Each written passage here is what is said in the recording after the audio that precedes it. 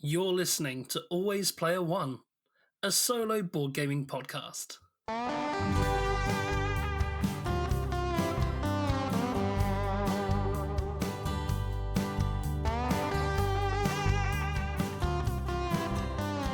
Hello and welcome to Always Player One. I'm Scruffy.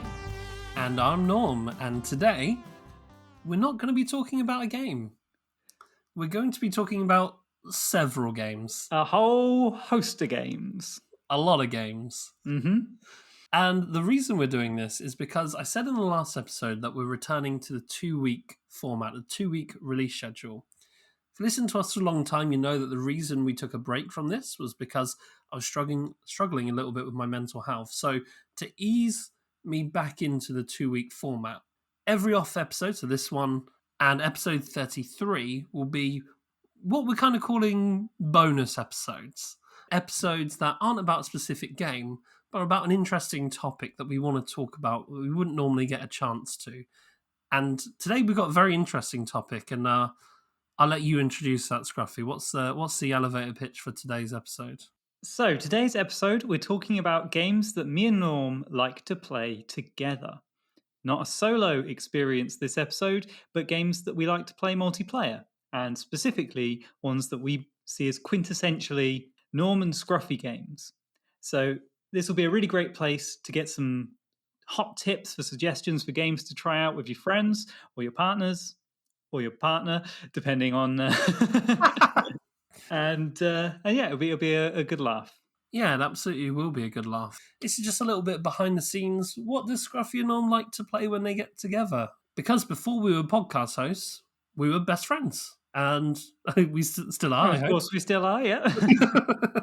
But, we've been playing games together for a very, very long time. And yeah, what do we play when we're not playing solo? What do we play when we actually meet up together? What does a day with Norm and Scruffy together look like? Yeah, it's gonna be fun. There's I would imagine going to be a lot of crossover. We may listen independently, but I'd like to think there'll be a lot of crossover. Yeah, there should be. But yeah, should we dive straight into it? Let's take a trip down memory lane together, shall we? And talk about all the games we played when we were allowed to. Before we had to go solo. But yeah, indeed. Scruffy, kick us off. What have you? What's the first kind of game when I pitched this idea to you and said, let's talk about games that we played together? What was the first one that came into your mind?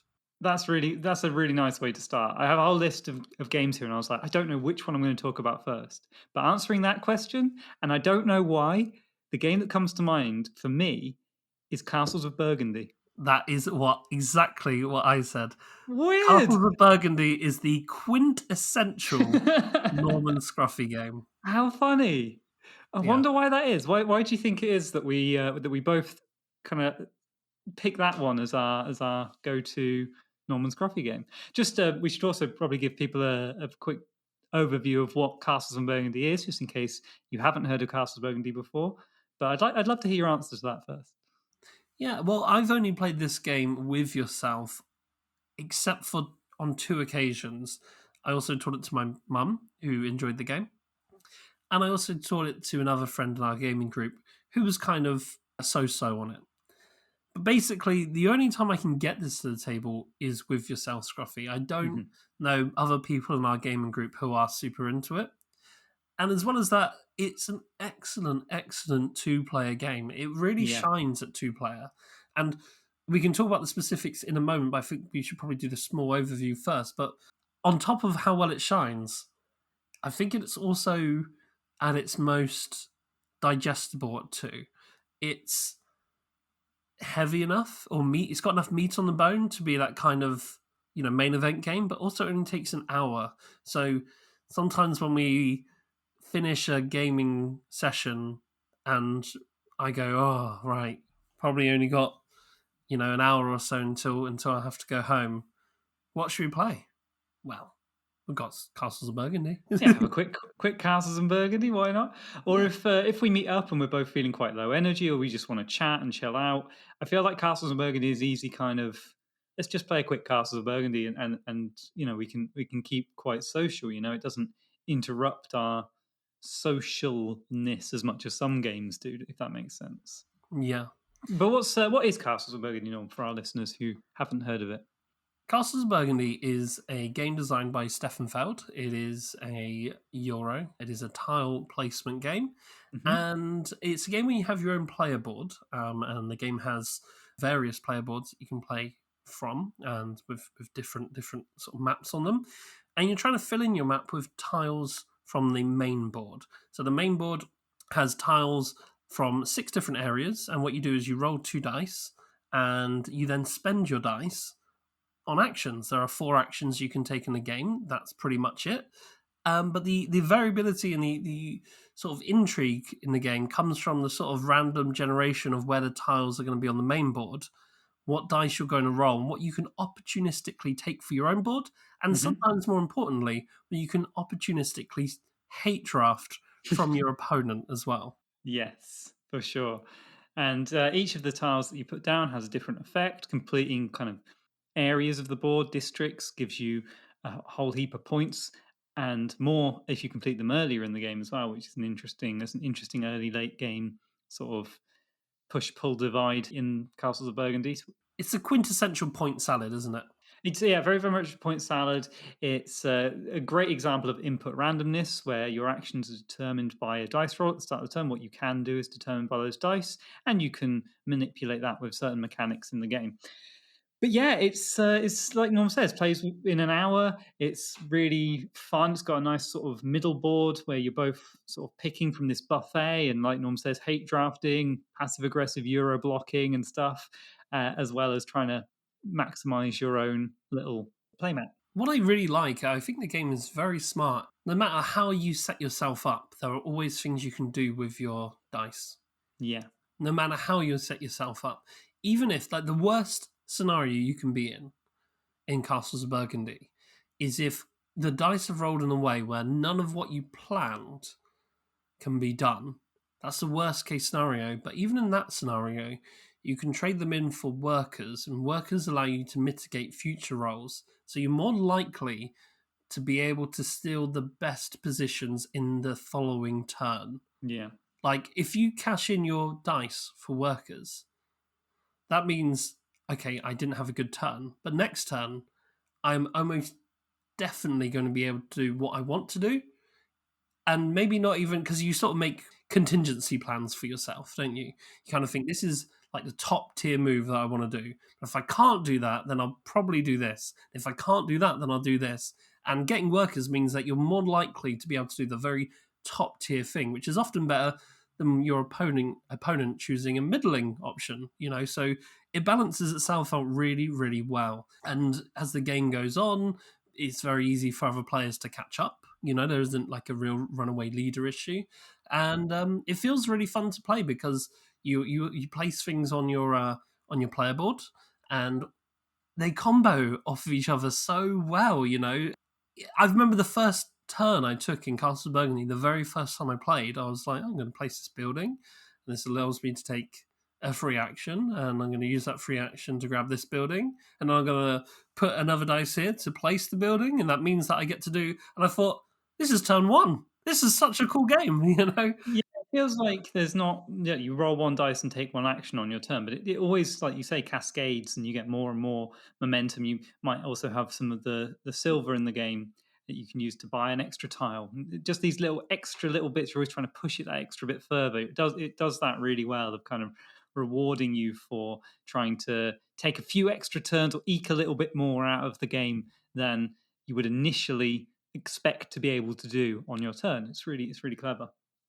Why did you have it down as the first one? I don't know, because it's not the game we've played the most together, I don't think. It's certainly not the game we've invested the most amount of time in together. I've got some others on this list that would be better contenders for that. But I think maybe it's because it's a similar situation with you, where I've played it before playing with you, actually, 4 players, at a local gaming group, and I didn't really enjoy it as much. It's only when I played it 2 players with you that I realized, ooh, that is the sweet spot for castles here. So it kind of feels like it's the game at its best, right? It feels like it's maximizing its potential. Mm. And I feel like if I were to play Castles and Burgundy with more players, which I've done before, like I said, and since playing with you, it wouldn't shine quite as brightly. So Mm. yeah, and I wondered to some extent whether playing just with one other person who isn't Norm, maybe it wouldn't be quite right because it's not the same as Yeah, when I taught it to someone, and I won't say any names, it's not fair to do so, but they didn't take it very well when I took something just because they needed it. yeah. Whereas I know you wouldn't have taken it well either, but but we have that kind of meta understanding that that's how we play the game. We can be Mm. mean to each other, and that's fine. Yeah, I mean, we should probably bring up here because we never get to talk about the golden circle really in our usual episodes. But I feel like the golden circle is really important, which is the idea that when you play a game with other people, you're all kind of in a kind of little safe zone where you can lie to each other, you can make aggressive or passive aggressive moves to each other, and you're all still friends afterward. The violation of that is games like, Monopoly and the sort of typical cliche sort of family breakdown, flipping the table, everyone not talking to each other for the rest of the day. That's bad golden circle, right? Yeah, it's like a social understanding. You enter this sort of social agreement where in this game you're going to take actions that might upset the other player, but it shouldn't upset them as a person. Yeah. And we've played a lot of games together, as this episode is going to allude to. Yeah. And we have a really solid golden circle as a result. Hmm. And that's a part of why I really enjoy Castles of Burgundy with you specifically, because I can get it out, we can set up without checking the rules, and that's rare. We can get started, we have a meta understanding already built up, a golden circle solidified, and we can just enjoy the experience for what it is without worrying. And I think that's why it's a quintessential Norman Scruffy game. And I'm going to stop using the word quintessential now because I've said it a lot. It's a good word. Yeah, I think it's really interesting, the golden circle with us. I think it's very much our friendship is based on it's quite a cool story. I haven't actually got it written down as one of our Norman Scruffy Oh, games. I had it down. Yeah, do you want to tell the listeners what I'm talking about here? How we met, how our first sort of interaction was kind of mediated through a board game, wasn't it? Yeah, so the Scruffy and I met at a local board game meetup. They used to meet in the library. Shout out to Worlds Away if you're in the Bournemouth, Christchurch or Poole area. And I got there a little bit late, and if I'm honest, I was a bit anxious because I just moved to the area, and I tried to go to a meetup in my old area, and nobody paid attention to me. I sort of stood alone in the corner for like 5 minutes, and nobody invited me to play a game with them. So I kind of went home and said I don't want to go to any more meetups because that's not for me. So I arrived to this one a little bit anxious, and I got there and I said, "Oh, is anyone free to play a game?" And they said, "Oh, we're all busy at the moment, but if you stick around, you can play the next one." And because I was feeling so anxious and also hungry, I was like, oh, "Okay, well, I'll come back in like 5 minutes. So I'm going to go get something to eat." And really, that was me just sort of steeling myself. Like, I don't want to sit around awkwardly feeling bad because I'll just get more and more anxious. So anyway, I came back and Scruffy was one of the people that was free. And we played Cosmic Encounter. Yes, we did. And I feel like we should switch to your perspective now, Scruffy. Okay, so this was like, I might even have been one of my first times meeting up at the gaming group there, and I didn't really know anyone. I was kind of new to the group, and I was having a fun time. It was all good. And this roguish lad came in, and told us he wanted to play some games on his terms. He had to go away first and come back because he was too cool for school. And we ended up moving into another room. He came back and joined us. Cosmic Encounter was set up. I think I'd already played one game of Cosmic Encounter with another group, and he sat down for a game, and we started Cosmic Encounter, which, for anyone who doesn't know, is a game about intergalactic backstabbing and betrayals where you have I think that says a lot about the way you play this game, Scruffy, because I was going to say it's a negotiation game. Yeah, you could call it a negotiation game. It's quite fast paced, quite loose and fun. You know, you can have joint victories, you can have one person winning. You're trying to get to 5 points by invading each other, and every turn you are forced by the game mechanics to invade a player at random. And yeah, but you can negotiate. You can kind of make deals and not fight in the game. And the game we sat down to play was going really well. It was really fun and lively, and it came right down to the end where it was my turn, and I I was forced to invade Norm. And we had this whole sort of back and forth conversation. Well, for even further context, both Scruffy and I were 1 point away from winning the game. Yeah, So a joint victory was possible. and like I say, we just met, didn't know this guy, and I said to him, "It's easy. We can both win this. Let's lord it over these other players. We're going to both win this. We'll both negotiate, and we'll both win." So you play a card in secret, which determines your attack value. You can play a card in secret that determines your attack value, or you can play a negotiate card. And if you both turn over a negotiate card, then you both get the point. It's simple. So I play my negotiate card thinking I've just met this really cool person and we're going to win a game of Cosmic Encounter together. Nice. And I'm sat across from Norm, 100% certain he's lying to me, and he's played an attack card. So of course I play the massive attack card I've saved till the end of the game, because why wouldn't I? You know, ruthless. I knew he was lying to me. I knew he was also going to attack. It was a gentleman's lie, right? So inevitably, of course, we both flip our cards, and I swear, Norm, he just stood up from the table, head in hands. Oh my god! It was one of those moments where, like, everyone in the room just can't believe what had happened. And it sounds so obvious now, Of course. looking back. But in the moment, like the conversation we had, the trust we had built. Yeah, it was a real moment where it was like, I can't believe that just happened. But it was such an exciting moment as well, wasn't it? And what was lovely about it, I think, and what made it so special for me was that there weren't any bad feelings there. There wasn't hurt feelings. It was like, I get it. It was part of the game. It was part of the fun. I can't believe you were lying. I totally trusted you. And for me, the other thing of I thought you were bluffing. It was a really nice moment of camaraderie, and it was just awesome. And that's how I got my reputation as someone you can't trust in board games. Yeah, literally every game we play with any amount of negotiation or social element. I mean, it's my catchphrase when we play any game of social reduction. Scruffy's a traitor. No, there isn't a traitor in this game. He's sat opposite me. Yeah, it's good fun. Yeah, and we've been playing games ever since. That was a really nice day.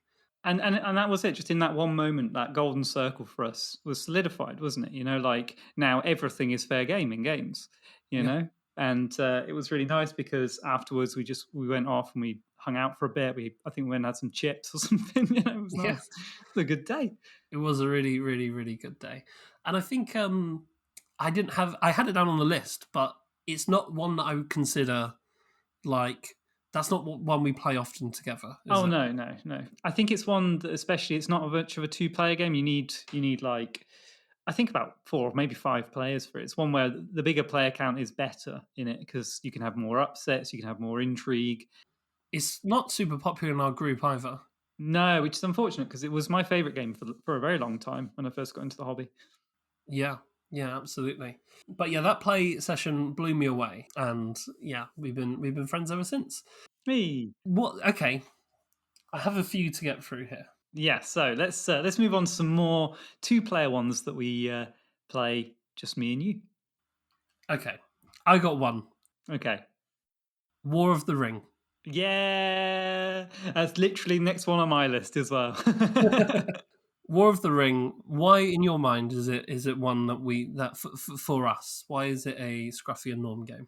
Well, I've only played it with you, and more than that. So, War of the Ring, for anyone who doesn't know, is a massive epic game of Lord of the Rings. One of you takes the bad guys, the orcs and the You play as Sauron and the Urukai and the manipulate Saruman and all the horrible, all the nasty people in the board. And the other one takes on the Fellowship, the good guys, all the they're called the Free Folk. I don't know. the all the free names for it. people, and Free there's people. there's a player who controls the free people, and there's a shadow player. It's called. Yeah. Yeah. So, but essentially the game is a territory control game, sort of a la Risk, but better with actually good mechanics, as well as another little game of trying to get the good guys are trying to get the ring to the Mount Doom, and the bad guys trying to prevent that from happening. And so there's two kind of victory conditions for the good guys, one victory condition for the bad guys. Or there's actually two victory conditions for the bad guys as well. They could corrupt the ring bearer. Oh, of course, yeah. But yeah, it's a game that I've only played with Norm, and more importantly, I don't think I'm ever going to top that experience because was it the first time we played it? I think it was second time. Okay, so second time we played it, we watched the entire trilogy while we played.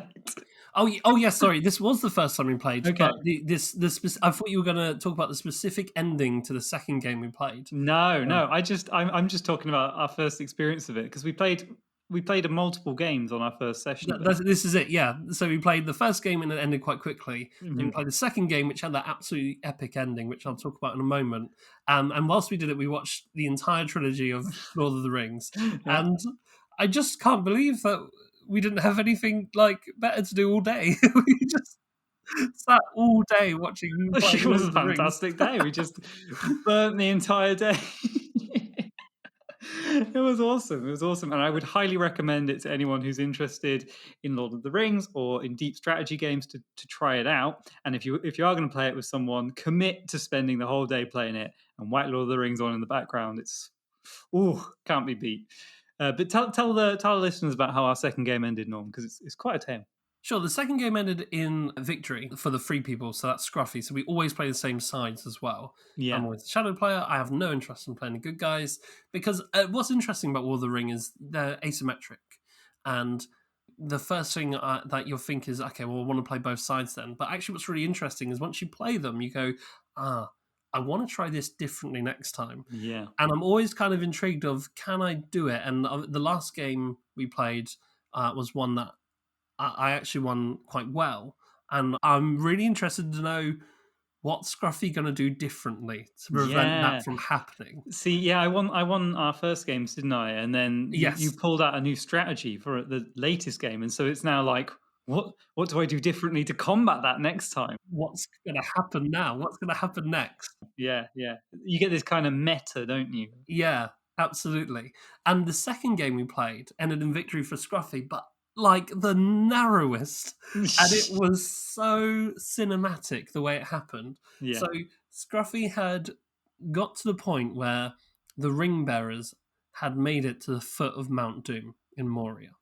Now, the way this works is Scruffy has to spend, so you roll dice, which again give you what actions you can do. So similar to Castles of Burgundy in that regards. Oh yeah, they have a very similar sort of action selection mechanic, our two core games. Maybe that kind of feeds on why we see those as weird, isn't it? I hadn't even made that connection until right now.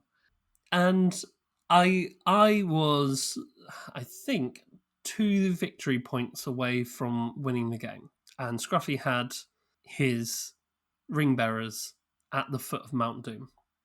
And I thought, okay, well, I'm going to win this game because we're about to re-roll. Unless Scruffy gets like 5 movement points and moves them all the way up to the mountain to dump the ring in this one round, it's all over. And he wrote exactly what he needed to do, exactly that. So now it became a really interesting thing of, okay, Scruffy's going to keep moving these ring bearers up the mountain every turn. Yeah, turn by turn, every turn, one step at a time. I'm just getting one step closer. And whilst that's happening, that really small action, on my turn, the story is going to zoom out, like actually in Return of the King, you know. Yeah. It's going to then cut to a battle, because the way you get victory points in the game is by securing strongholds. And it became, can I win enough battles? Or Scruffy's one little ring bearer going to make it all the way to the top of Mount Doom? What's going to happen first? And it was so cinematic that these huge battles were taking place. And it was like, okay, Scruffy, now it's your turn. Okay, we take another step. Back to you, Norm. Okay, now I'm going to move into Helm's Deep. And we're going to have a huge battle. Back to you, Scruffy. Another step. It was just this like timer of who's going to get there first. And Scruffy got there and got the victory. And I didn't even care. I was just so blown away by the story that had unfolded on our table. Because you had multiple armies going into the same stronghold, didn't you? Yes. And so one of your turns would be, I'm going to attack with this army, and I'd defend it, and then you'd attack with this army, and I'd just defend it, and that was it. Just all I needed to get the last guy. Slam dunk. The last step. It was really, it was a really wonderful, wonderful experience. It was so thematic. It was also like you'd moved a whole army into one other space, and you were like, afterwards you were like, I wish I hadn't moved them down there and overcommitted down there. There were so many sort of moments that came out of it, little stories of, I wish if I'd done this differently and if I'd done this differently. And then you proved that, if you'd done it differently, the bad guys would win. It was, it was pretty perfect in terms of, what you want to get out of that game or what that game's trying to achieve in a close battle with a thematic and cinematic ending. It was great. And picture the fact that whilst this was going on, we were eating junk takeaway food and watching Lord of the Rings. It was great. It was really special, for sure. Good one, Norm. Good one. Yes. I'm not sure where to go next. Should I talk about a little one that just because it's the next one on my list? Go ahead. This is another game I see as quintessentially it's the word of the day. It's quintessentially Norman Scruffy's, and that is The Mind. Yes, I didn't write this down, and the reason I didn't is because I don't think you actually like it anymore. Am I right in saying that? I think it's all right. I think it's a fine game. Yeah, for sure. Okay. Well, I didn't know. I thought you were done with the game, but yes, this particularly, I think, we went through a phase of playing this a lot. Yeah. So this is going from epic grand strategy now, right the way down to a small little party game, which can be played 2 players and works pretty damn well 2 players. So why have I chosen it for a Norman Scruffy game? Well, we did really well at it together, didn't we? We had a lot of fun playing it, and I think, am I right in saying that you haven't won it with anyone but me before? Yes, that's right. Mm-hmm. And the same is said in reverse, right? Yes, and I haven't won it with anyone else but you before. So it's the only time I've won it is with Norm. And yeah. And you know what was really weird about that session? Is it was really easy. Like we spent a bit of while trying to grind it out, and then just one day I think we just like pulled it out of this while we were waiting for someone to turn up and just did it. We were waiting for Kendall to arrive. We were in a cafe and we were waiting for Kendall to arrive, and I said, do you want a quick game of The Mind? Yeah. And we completed the game with like 3 lives left. Yeah, it was wild. But the memory that really sticks out to me with The Mind is we demoed it at a convention at Beachhead, right?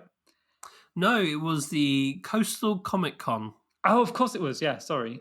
So at Coastal Comic Con, we were sort of sat on a table for the Entoyment crowd, representing the Entoyment crowd in Poole. What's Entoyment, Scruffy? It's a friendly local board game shop. I want to say friendly neighborhood board game shop.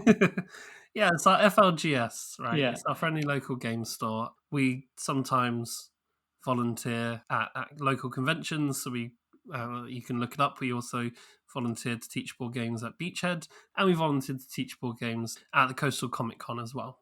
Yeah. And the smash hit of that convention was The Mind, for sure.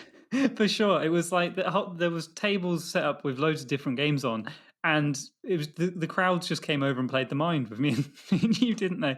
Like we were like, would you like to try Flamme Rouge? No? Okay, The Mind. And there was just one particular thing that really stood out for me, which was there was a kid there who spent basically the entire convention just sat playing The Mind, watching us play The Mind with people. And it felt like for that kid, it was the sort of moment where board games became fun and exciting for them. Like it was a really nice, happy moment for me, and I remember that day really vividly. Yeah, it was probably a bad day for Entoyment because they didn't have it in stock. So the amount of people they had to disappoint. Can we buy this game? I was like, yeah, on Amazon. Yeah. But yeah, it was a really really fun day, and I think that and the fact that we won it together, and the thing is as well, the way the mind works, if you haven't played, is you basically have a hand of cards which is hidden information, and without communicating, you have to play those cards in order. The deck always goes from number 1 to 100. Level 1 you play with one card, level 2 you play with two cards each, level 3, etc. So it's the simplest game in the world to teach, but it's very difficult to win. And one thing I really like about playing it with you, Scruffy, is it's quite a divisive game. Yeah. Some people, in fact, say it's not a game, and they're not correct. Of course. It's demonstrably a game, obviously, because you don't like it or think there's enough there to be entertaining for you. Doesn't change the definition of what a game is. So, yeah, some people feel really strongly about that. But when I taught you how to play, you got it immediately. You're like, yes, this is so exciting. I love what this game is doing. I love the innovation. Yeah. And that's really nice. It's really nice to play this And kind of I game. thought the place I thought you were going to go with that is when we play it together, we genuinely don't communicate. Yeah, we Some don't people communicate. have fun sort of non-verbally communicating, and if that's what you enjoy when you play the mind, go for it. But for me and Norm, it's silence. It's poker faces, and it's just trying to live in that little ether of, I don't even know what you'd call it, just sort of the quiet moments between the game. The negative space. Yeah, that's the word, the negative space. And I think it takes quite something to be comfortable enough with someone to have that space exist for a prolonged period of time. It's something that you don't usually encounter in social interactions. So I feel like that's really exciting.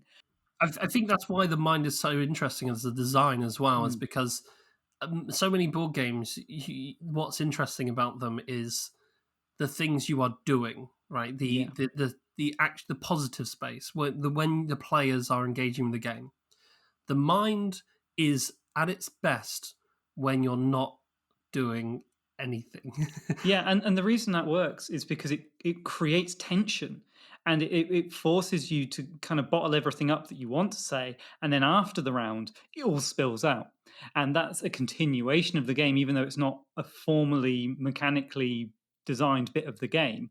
That the fun then is going, I didn't know you had I had and it's impossible not to do that if you play the game right. I think if you're Yeah. not communicating at all, which is the best way to play. Do you remember the very first level we played together? No, I don't.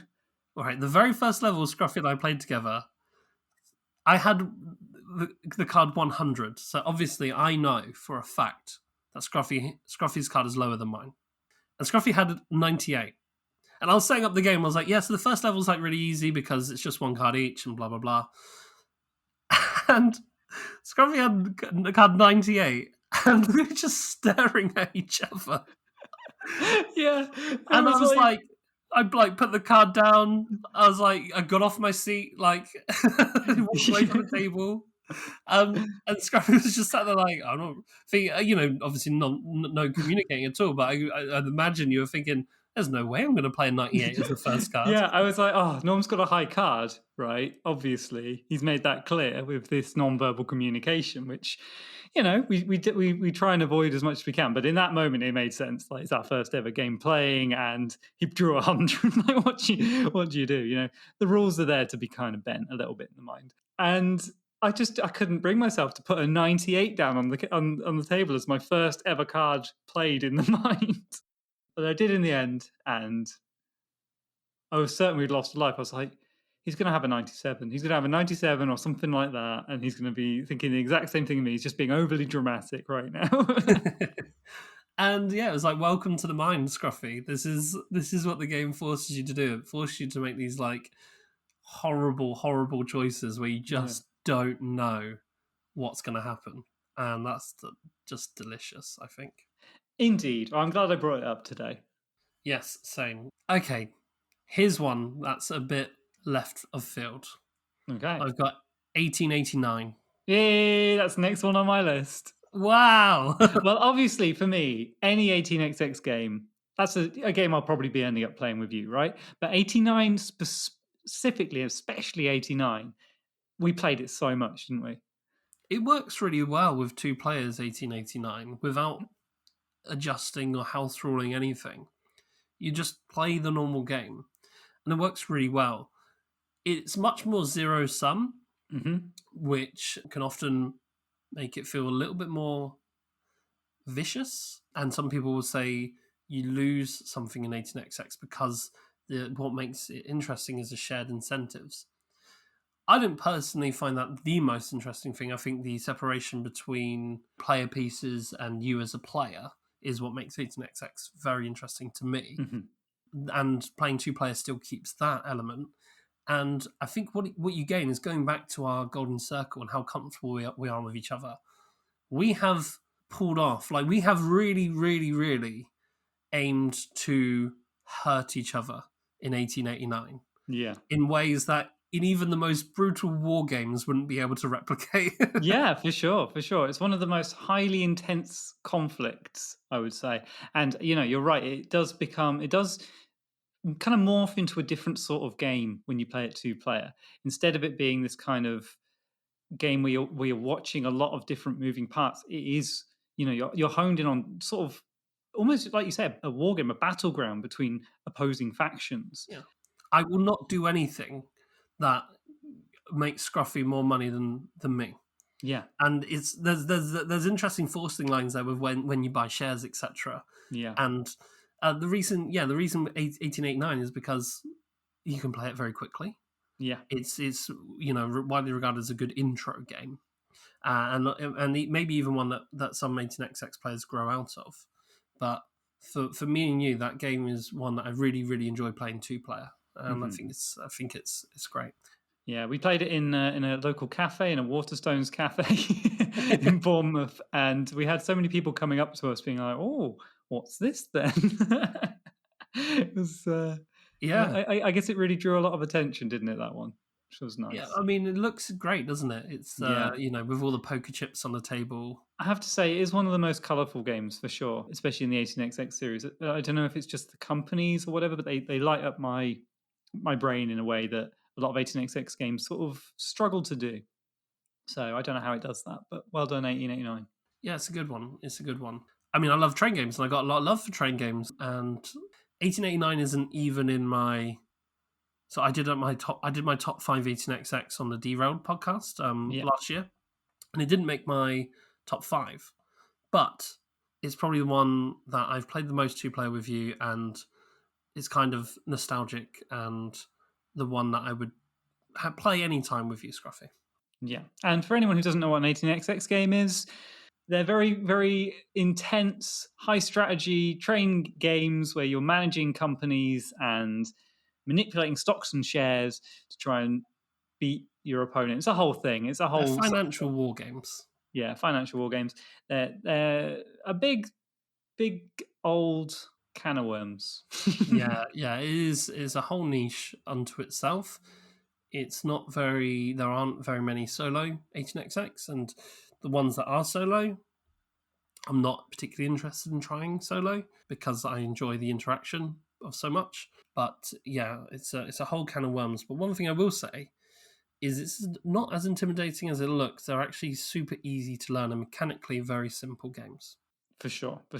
I would say it's probably a good idea to try and play with somebody. This is the really hard thing with them, isn't it? Like, I was really lucky that you introduced me to 18xx games when you yourself were quite new to them.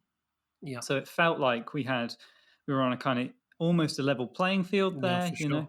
Whereas for most people, you have to learn from somebody who's far more experienced in the game with you. So they're going to trounce you. Of course they are. They're going to rush your trains and you're going to go bankrupt.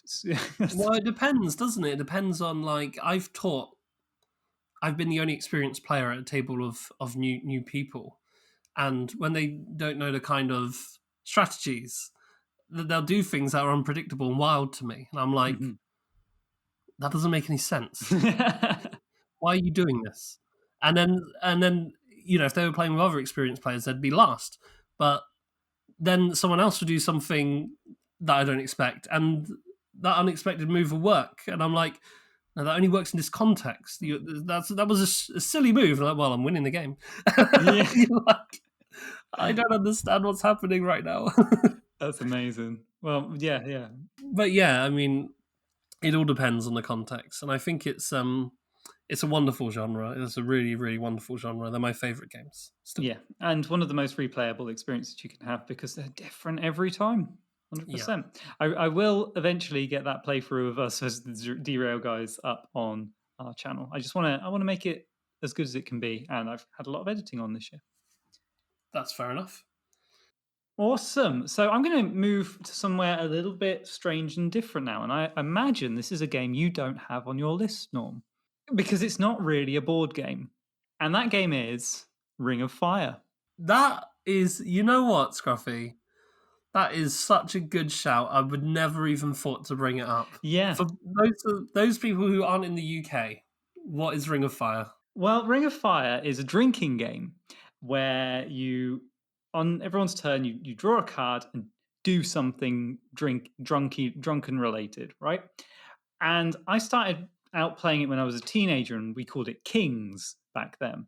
And the way I played it back then was barely any rules on the cards, but a lot of cards that added rules to cards. So maybe if you drew a king, not a king, but maybe if you drew a jack, it would say make up a rule for another number card in the game, and every time that card's drawn, that rule will happen.